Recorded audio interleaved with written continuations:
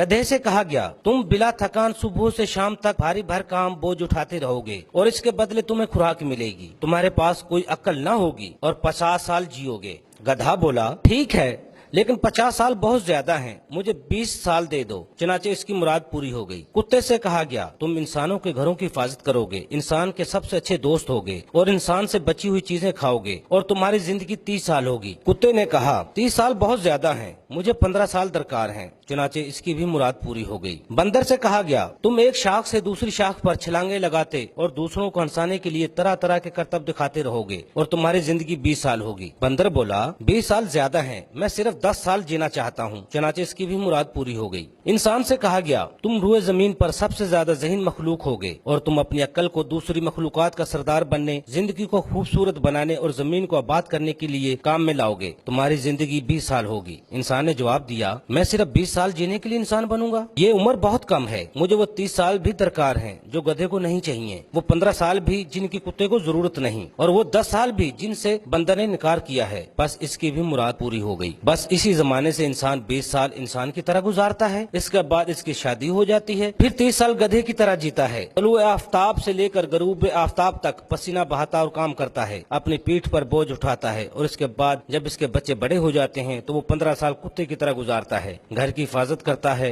दरवाजे, खिड़कियां और बिजली के बल्ब वगैरह बंद करता रहता है और बच्चों का बचा हुआ खाना भी खाता रहता है। इसके बाद जब वो बूढ़ा और रिटायर हो जाता है तो 10 साल बंदर की तरह गुजारता है, एक घर से दूसरे घर और एक बेटे के पास से दूसरे बेटे और एक बेटी के पास से दूसरी बेटी के यहाँ जाता रहता है और अपने पोते पोतियों को हंसाने के लिए अजीब व गरीब करतब दिखाता और कहानियां सुनाता रहता है।